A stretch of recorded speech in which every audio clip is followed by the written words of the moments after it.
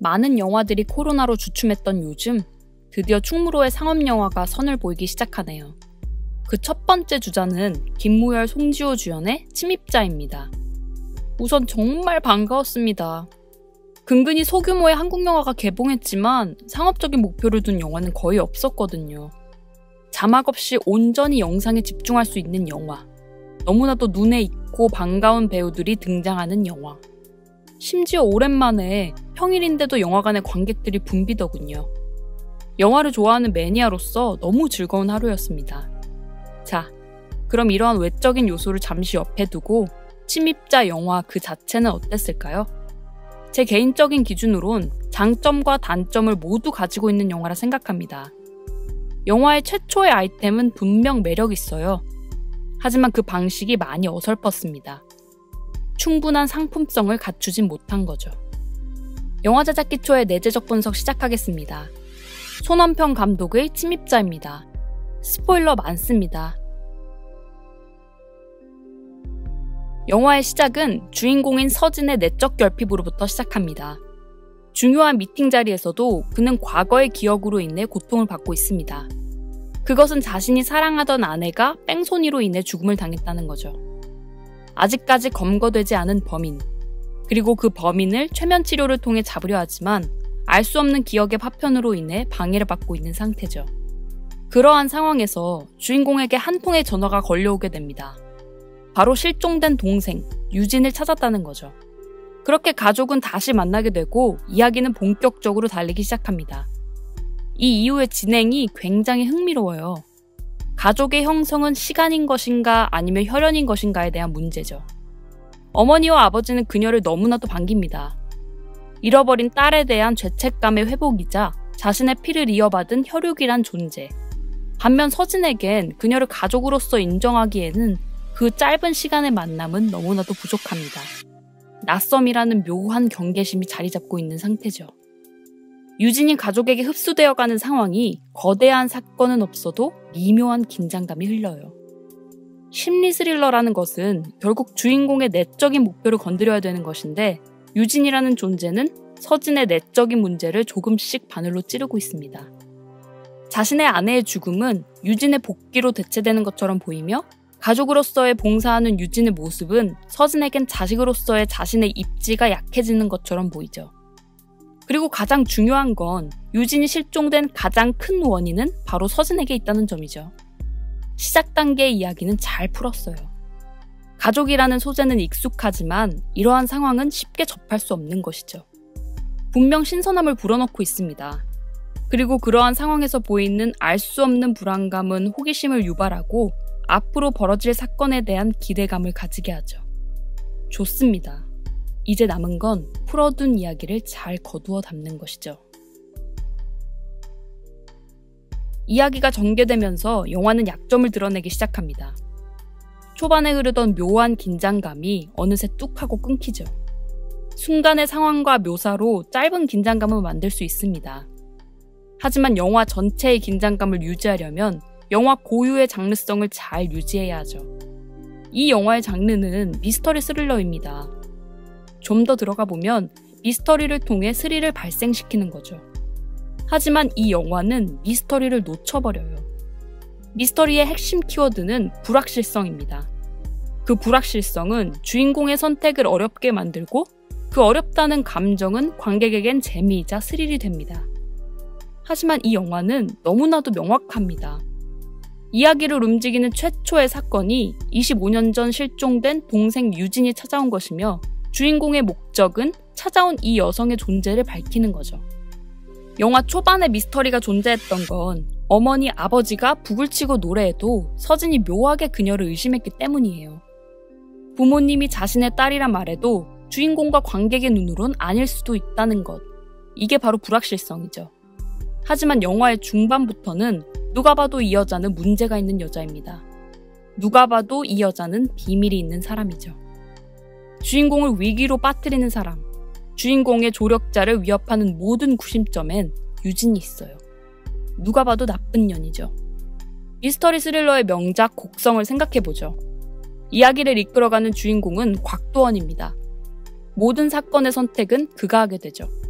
사건의 발달엔 황정민, 쿠니무라준, 천우희가 있죠.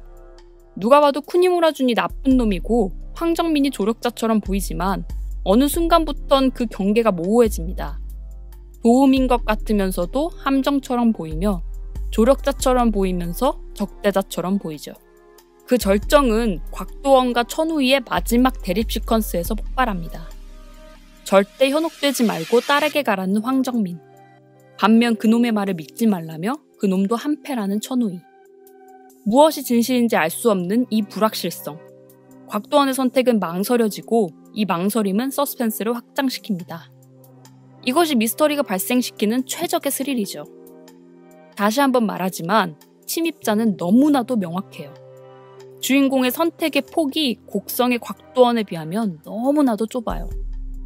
유진이 문제 있는 사람임을 밝혀내는 과정이 아닌 유진이 문제 있는 사람인 게 확실하다 보니 그저 쫓아내려는 영화가 되는 거죠. 영화는 입체감을 상실하고 서서히 단편적이게 됩니다. 모든 영화의 이야기는 커져갑니다. 최초의 사건만으로 이야기를 진행시키기엔 1시간 30분에서 2시간의 시간은 긴 시간이죠. 또 비슷한 수준의 위기나 갈등으론 관객들의 마음을 움직일 순 없어요. 영화의 시간이 지날수록 관객들은 익숙해지며 더 큰 재미를 요구하기 때문이죠. 앞서 말한 곡성도 시작은 외지인이 나타난 후 벌어지는 의문의 연쇄 사건들을 조사하는 것이에요. 하지만 이야기는 점점 커져가며 자신의 딸도 문제에 빠지고 그 문제도 사실 외지인이 건 저주였으며 알고 보니 자신을 도와주던 무속인도 그 외지인과 한패였다라는 스토리죠. 여기서 중요한 건 이야기는 커져간데도 이야기의 뿌리는 공유되고 있고 그 통일성을 유지하고 있다는 거죠. 반면 침입자의 이야기의 확장은 흔히 말해 갑분싸입니다. 영화 전반부 내내 자신의 여동생의 진실 공방에 대한 이야기였다가 갑자기 순수한 어린아이가 필요한 사이비 종교의 이야기로 변질돼요. 그리고 앞서 뿌려둔 정보, 복선, 암시도 거의 없어서 너무나 당혹스럽습니다. 물론 상대적으로 관대한 사람에게는 반전이나 서프라이즈가 될 수 있겠지만 저에게는 황당함으로 다가오더라고요. 좀 더 단계적이고 계산적일 필요가 있어 보입니다. 사실 지금의 이야기는 알고 보니 꿈이었다와 크게 다르지 않아요. 앞서 쌓아온 30-40분의 이야기를 토대로 진행시키는 게 아니라 다 엎어버리고 별개의 이야기를 하는 방식이죠. 몇몇 연출에선 눈에 띄는 점은 분명 있었어요. 유진이 처음에 들어왔을 땐 식탁의 사이드에 앉다가 시간이 지나면서 아버지 자리였던 중앙을 차지한다든지 물을 줌에도 시드는 꽃을 통해 유진의 행동들이 진심이 아닌 것처럼 묘사한다든지. 하지만 전체적으로는 아쉬웠습니다. 자신에게 너무나도 관대해요.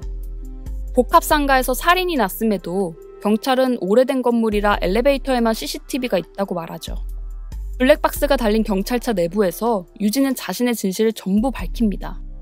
마치 차 사고가 나서 경찰차가 파손될 걸 미리 아는 것처럼 말이죠.